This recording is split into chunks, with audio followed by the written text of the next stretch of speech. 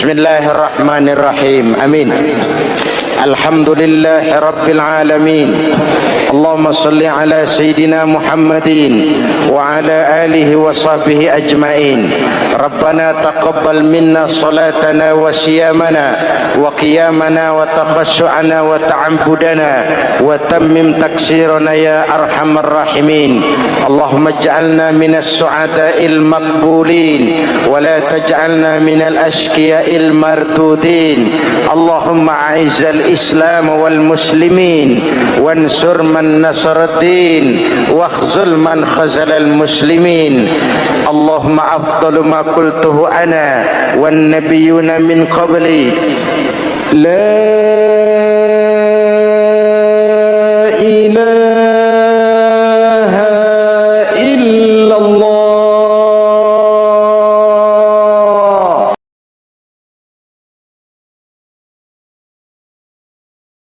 Alhamdulillahi wahdah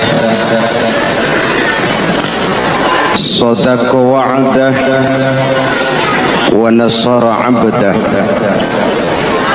wassalatu wassalamu ala man la nabiyya ba'dah Sayyidina Muhammad ibn Abdullah wa ala alihi wa sahbihi wa mawalah, amma ba'du. Saudara-saudara kaum muslimin yang saya cintai, perjalanan waktu telah mengantarkan kita memasuki Ramadan. Kata orang, jauh berjalan banyak dilihat, dan pengalaman adalah guru yang paling bijaksana. Kalau ibadah Ramadan kita berhasil, maka kita yang malam ini pasti bukan kita sebulan yang lalu. Kita yang malam ini adalah kita yang telah ditempa, digojlok, digembleng oleh kawah candra di mukanya Ramadan. Dan setelah perjalanan panjang, perjuangan mengendalikan diri dan menahan nafsu, kita akan merayakan Idul Fitri. Apa yang harus kita laksanakan? Malam ini saya ingin sampaikan ayat 186 surah Al-Baqarah, di mana Allah menuntun kita. Pertama, walitukmilul iddata. Hendaknya engkau sempurnakan jumlah bilangan hari puasamu. Puasa sebulan penuh, bisa 29, bisa 30 hari. Yang bisa ru'yat, punya persyaratan mampu ru'yat, silahkan ru'yat. Yang tidak mampu, ikut yang aman saja, dengerin pengumuman pemerintah, cari amannya saja. Sempurnakan jumlah bilangan hari puasamu. Sebab apa? Puasa itu macam-macam. Ada yang puasa model beduk, depan rapat, belakangnya kosong, cuman pembukaan. Ada juga yang pembukaan, pertengahan, dan penutupan. Ada juga yang penutupan saja, mau dapat Lailatul Qadar.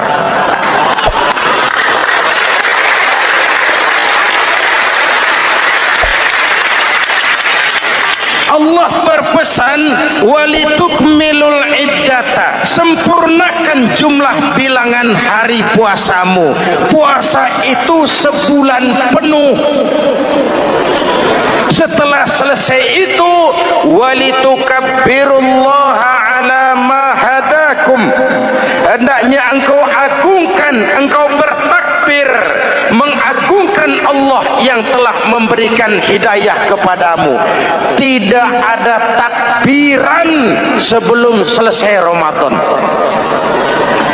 Walitukmilul iddata, itu dulu, sempurnakan jumlah bilangan hari puasamu.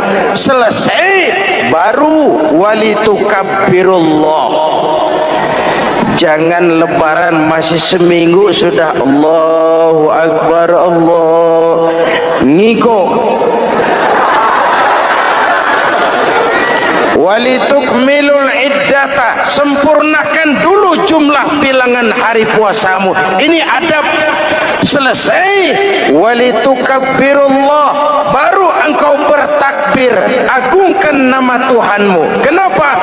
Ala ma hadakum, yang telah memberikan petunjuk dan hidayah kepada kita semua. Saudara, kalau bukan lantaran hidayah Allah, berat sebulan penuh enggak makan, lapar melilit perut, haus mencekik tenggorokan. Kalau bukan hidayah, berat melawan nafsu.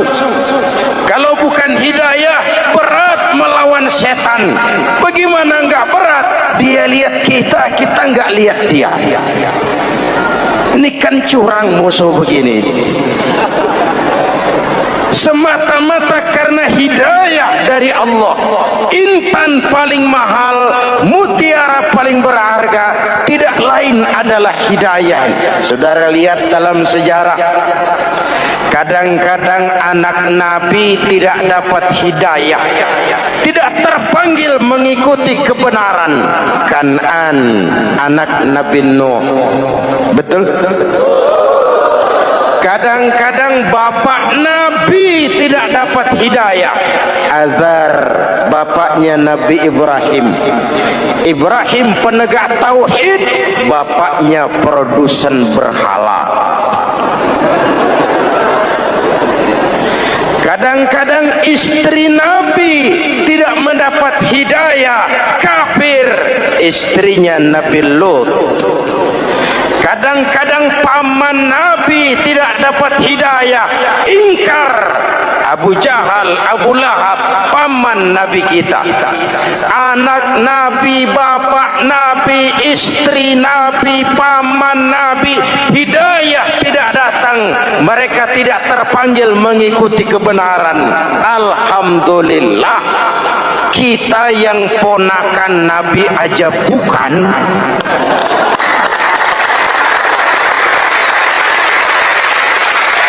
Kita diberikan hidayah.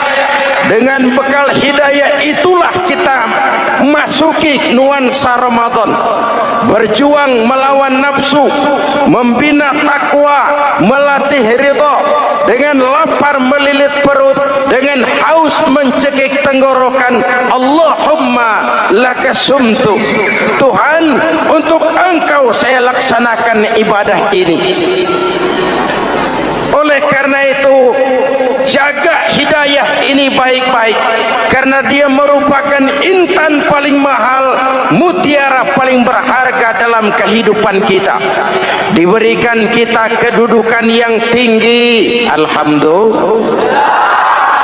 Diberikan kita harta yang banyak, alhamdulillah. Tapi itu semua belum ada artinya ketimbang yang bernama hidayah. Maka hidayah inilah yang harus kita jaga baik-baik. Hidayah inilah yang harus kita pelihara.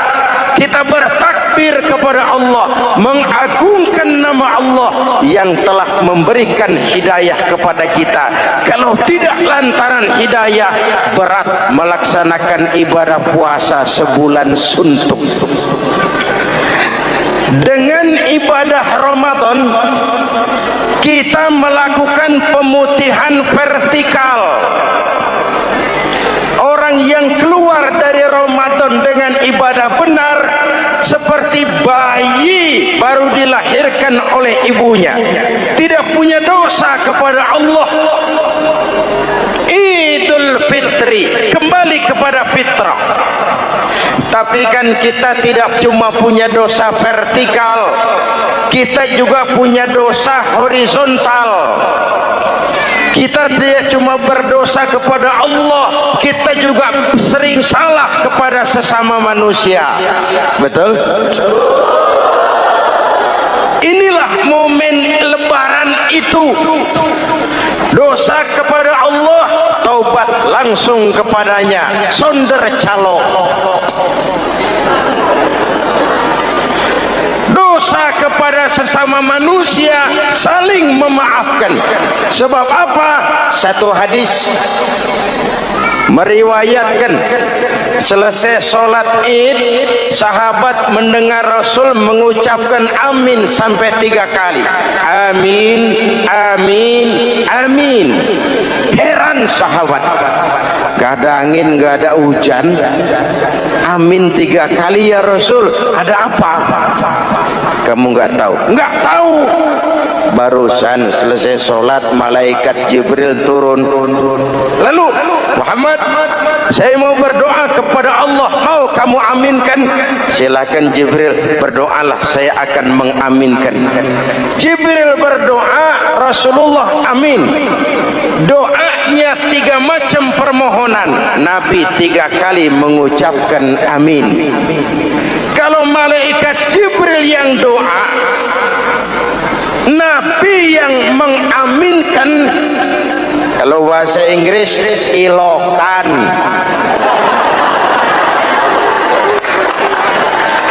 Ilokan nih doa meleset. Apa iya?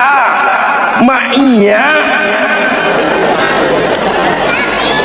apa doanya? Pertama, ya Allah, hari ini 1 Syawal, doa malaikat Jibril, saya mohon kepadamu, jangan engkau terima puasa dan ibadahnya anak yang durhaka kepada ibu bapaknya. Rasulullah mengucapkan amin. Jelas? Belum tentu memang setiap kita orang tua, tapi pasti setiap kita anak. Jikalau anak punya ibu dan bapak, seorang anak yang puasa Ramadan, tarawih malam hari, bayar zakat, tadarus Al-Quran, jikalau sudah durhaka kepada kedua orang tuanya, didoakan oleh malaikat Jibril, diaminkan oleh Nabi supaya puasa dan ibadahnya tidak diterima. Na'udzu. Maka selesai sholat Idul Fitri, tugas yang paling utama minta ridho ibu dan bapak. Satu. Yang kedua, ya Allah,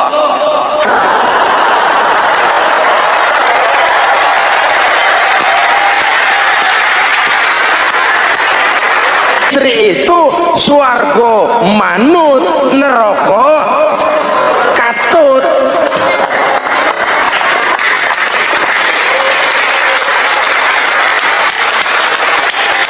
Yang ketiga, ya Allah, hari ini 1 Syawal, saya mohon kepadamu, jangan engkau terima puasa dan ibadahnya muslim yang tidak mau memaafkan sesama saudaranya muslim. Memberi maaf lebih berat daripada minta maaf, tapi memberi maaf lebih mulia daripada meminta maaf. Kalau kita sudah minta maaf, orang tidak mau memaafkan, itu tanggung jawab dia kepada Allah. Orang macam itu yang tidak mau memaafkan sesama saudaranya, didoakan agar puasa dan ibadahnya tidak diterima oleh Allah Subhanahu. Riwayat lain menceritakan, satu hari Nabi lagi kumpul dengan sahabat. Nabi tanya, saudara-saudara, atadruna manil muflis? Tahu enggak kamu siapa orang yang bangkrut, orang yang sial, orang yang celaka? Siapa? Macam-macam jawaban sahabat. Ada yang bilang al-muflisu fina man la dirham lahu wala mata'. Menurut pendapat kami, orang yang sial, yang bangkrut, yang kagak punya duit. Apalagi mau lebaran kayak begini, bangkrut bener. Kadang-kadang yang habis belanja pulang bukan langsung ke rumahnya, ngeneng-ngeneng di depan tetangganya, manas-manasin orang. Hadirin yang saya hormati, semua diukur dengan kacamata materi. Apa jawab Nabi? Bukan. Orang bangkrut bukan yang nggak punya duit.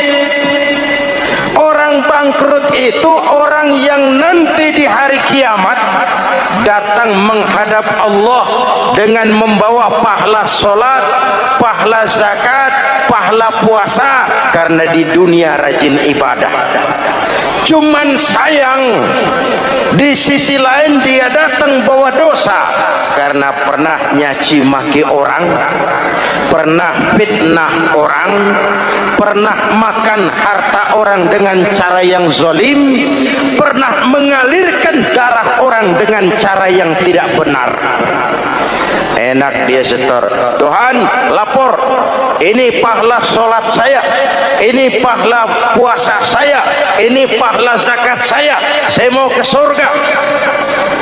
Datang orang, ntar dulu Tuhan, sabar. Ini orang memang di dunia rajin puasa, tapi saya pernah dicaci maki, lidahnya kotor, omongannya tajam, hancur hati saya oleh ucapannya.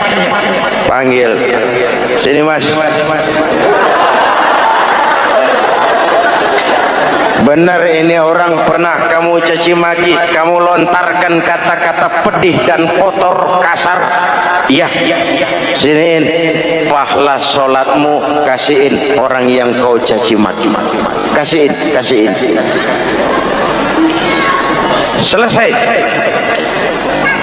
Berangkat lagi, datang lagi orang. Sebentar Tuhan. Dia memang di dunia bayar zakat, tapi dia pernah makan harta orang dengan cara yang zalim, makan harta yatim. Jadi pengurus yatim yang lapar, pengurusnya yang pada kenyang.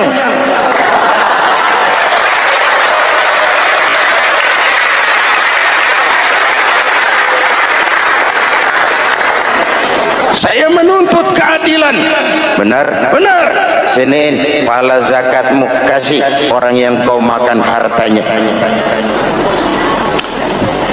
Kalau kebaikannya habis, yang nagih datang terus, apa yang terjadi? Dosa orang yang dia sakiti diambil, diberikan kepada dia. Bangkrut enggak? Pahala dipretelin, dosa dikasih. Modal boros, tagihan utang datang terus. Bangkrut bin bangpak alias sial dangkalan. Tahu sial dangkalan? Itu namanya udah jatuh ketiban ember. Jatuhnya sakit, ketiban embernya bonyok. Kita tidak ingin jadi manusia yang rugi dan bangkrut. Karena itu, jikalau ibadah Ramadan memperbaiki hubungan kita kepada Allah, maka Idul Fitri dengan silaturahmi lebarannya memperbaiki hubungan antar sesama manusia, agar kita jangan termasuk golongan orang-orang yang bangkrut. Karena cuma baik hubungannya kepada Allah, tapi tidak baik hubungannya dengan sesama manusia. Ada orang yang pernah difitnah, ada orang yang pernah dicaci maki, ada orang yang pernah dijelek-jelekin, ada orang yang hartanya dia makan dengan cara yang zalim, ada orang yang dia alirkan darahnya, dia bunuh tanpa alasan yang benar. Itu semua akan jadi bebannya di akhirat nanti. Kalau dia menyangkut hak hakul adami, hak-hak manusia, maka kita harus minta maaf kepada yang bersangkutan. Rasul mengajarkan, ma min muslimaini yaltaqiyani fayatasafahani illa ghafarallahu dzunubahuma. Apabila dua orang Islam bertemu lalu bersalam-salaman, Allah hapuskan dosa yang terjadi di antara kedua orang itu. Jadi baik hubungan kita kepada Allah, jalur hablum minallah, dan baik juga hubungan kita dengan sesama manusia, hablum minan nas. Keduanya ternyata saling berkaitan. Saudara hadirin yang saya cintai, dengan begitu kita berusaha memperbaiki hablum minallah dan sisi lain hablum minan nas, agar kita tidak menjadi orang yang bangkrut di akhirat nanti. Bapak Ibu, saudara-saudara kaum muslimin yang berbahagia, memanfaatkan momentum Idul Fitri dalam kondisi negara kita sekarang ini. Indonesia kita ini kan masih sakit, betul? Multi krisis. Mula-mula kita ini kena krisis moneter, rupiah anjlok, dolar naik ke langit, sampai pernah April 97 dolar mencapai 17 ribuan dari 2.500. Apa enggak kolab? Itu pasti bukan mainan rakyat kecil. Mereka yang dapat kredit BLBI rame-rame borong dolar.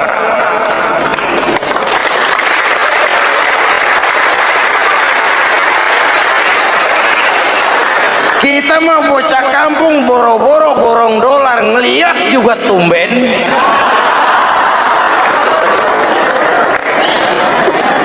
Akibat krisis moneter muncul yang lebih makro, krisis ekonomi. Perusahaan besar ambruk, konglomerat terpuruk, PHK di mana-mana, pengangguran meningkat, kriminal meningkat. Seiring dengan itu muncul yang lebih parah, krisis kepercayaan.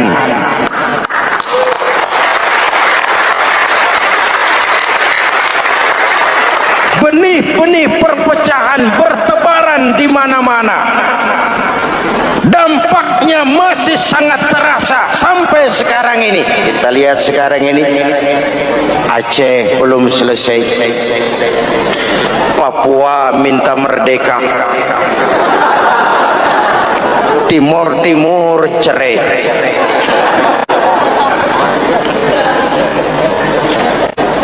Dalam kondisi seperti inilah momentum Idul Fitri harus jadi lem perekat yang menjaga keutuhan kita. Sampai Rasulullah berpesan, ini 3 pesan utama beliau yang saya sampaikan malam ini. Pertama, silman qata'ak, bersilaturahmilah kau kepada orang yang marah denganmu. Kalau orang baik, kita baik lagi, pantas, memang mestinya begitu. Tapi bersilaturahmilah kepada orang yang marah denganmu. Kita harapkan lebaran nih, yang silaturahmi jangan cuman kita rakyat di kampung, tapi yang ngaku atau diakui sebagai pemimpin, para elit politik di atas saling bersilaturahmi.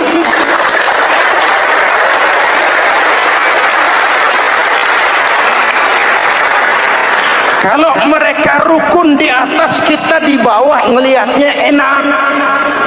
Betul? Tidak ada orang akan di atas kalau tidak disokong dari bawah. Ini ada warisan sejarah yang enggak sehat. Di zaman Bung Karno, sampai Bung Karno jadi presiden seumur hidup, Bung Karno dikenal sebagai tokoh revolusioner. Enggak sepaham sama Bung Karno, cepat-cepat dianggap ini kontra revolusi. PKI berontak, Bung Karno jatuh, muncul Orde Baru. Bung Karno disebut Orde Lama. Yang nggak cocok sama Orde Baru, wah itu orang Orde Lama. Lalu reformasi, Orde Baru lengser, jadi lagi alat yang nggak cocok sama golongannya, wah itu orang Orde Baru. Kapan selesai urusan?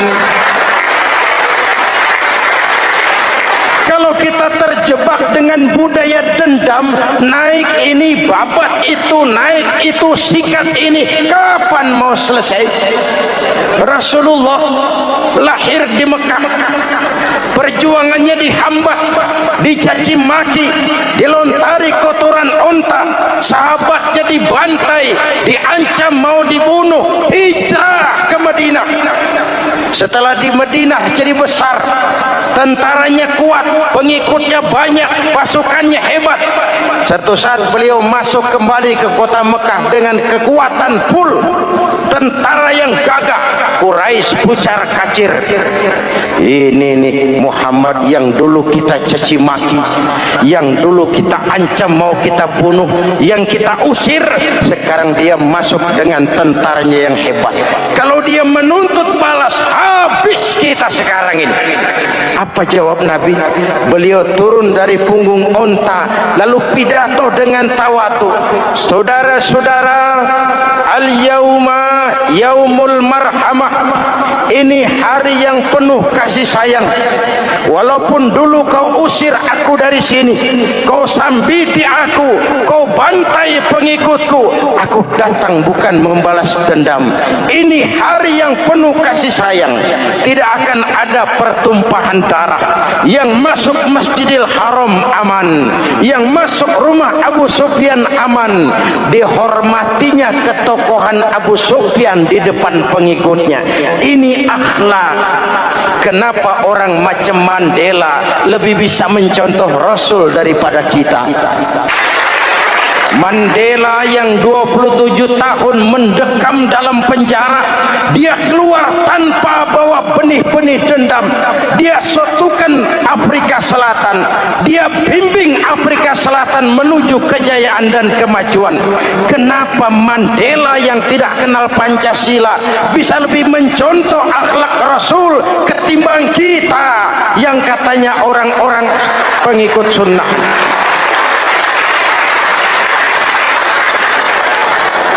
Saya khawatir, ya bukan berarti saya tidak setuju, hukum harus tetap ditegakkan. Tapi kalau terus cari kambing hitam, kambing hitam, kambing hitam, kapan kita dewasa? Semua usut, saya khawatir nanti pun satu saat Nabi Adam bakal diusut. Kenapa dia makan buah khuldi? Kita jadi keleleran di Lebak Bulus begini. Kalau enggak kan kita masih di surga aja. Mari kita dewasa, mari introspeksi. Silman kotoak. Mudah-mudahan nanti lebaran kita pengen lihat nih. Kalau yang di atas sudah pada satu, kita yang di bawah enak. Tapi kalau memang pada ribut juga, kita yang di bawah jangan ikut-ikutan. Nonton aja nonton. Giliran rame tepuk tangan. Namanya elit susah ditebak. Ini hari dia berebut beda pendapat, ntar malam dia makan bareng. Kita di bawah udah kedongan ngasa golok. Kan berapa urusan? Sekarang udah nggak zamannya ngerahin masa. Sekarang adu argumen, biar rakyat tentukan mana yang lebih pantas. Hadirin yang saya hormati, silman qata'ak, bersilaturahmilah kepada orang yang marah denganmu. Momentum Idul Fitri harus meredam keberingasan, harus mencuatkan semangat persatuan dan kesatuan. Udah capek kita diobok-obok. Yang kedua, wa'atiman haramak, Ini masalah kepedulian. Berikan orang yang bakhil kepadamu, sampai orang yang pelit pun kasih kepedulian. Banyak anak-anak yatim kita, janda-janda tua.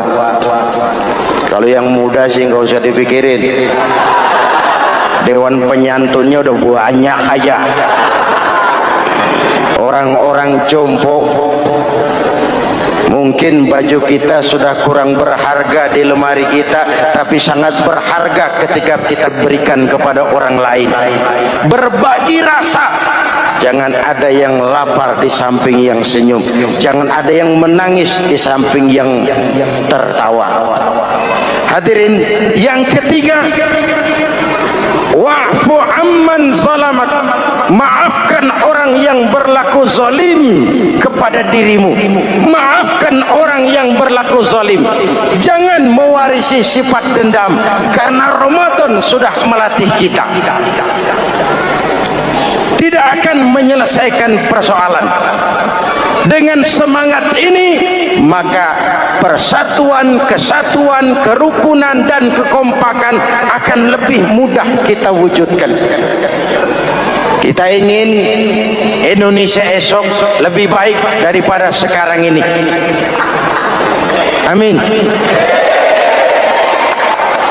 Dan tentu saja kita berharap banyak dari para pemimpin-pemimpin kita. Semoga lebih bersikap sebagai negarawan, bukan hanya sebagai politisi. Karena jujur saya ingin berkata, reformasi memang telah melahirkan politisi, tapi belum banyak melahirkan negarawan. Negarawan adalah orang yang ngayomi seluruh rakyat. Sekarang rakyat cuman di atas namakan, biar banyak banget. Kalau tidak mendukung dia, dianggap bukan rakyat. Biar dikit banget, kalau pendukungnya, itulah rakyat sejati. Ini pemimpin model apa kayak begini?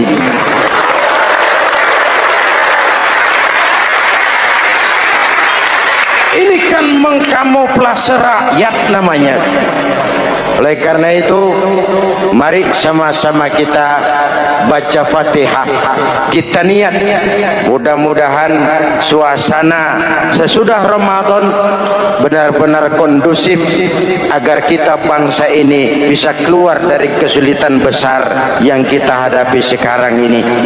Para pemimpin kita semakin kompak dan bersatu, rakyat juga semakin terayomi. Ala hadhihi niyyah wa ila hadratin Nabi. Al-Fatihah. Bismillahirrahmanirrahim. Alhamdulillah Rabbil Alamin, Ar-Rahmanirrahim, Malik Yawmiddin. Iyyaka na'budu wa iyyaka nasta'in. Ihdinas siratal mustaqim, siratal ladzina an'amta 'alaihim ghairil maghdubi 'alaihim waladdallin. Amin.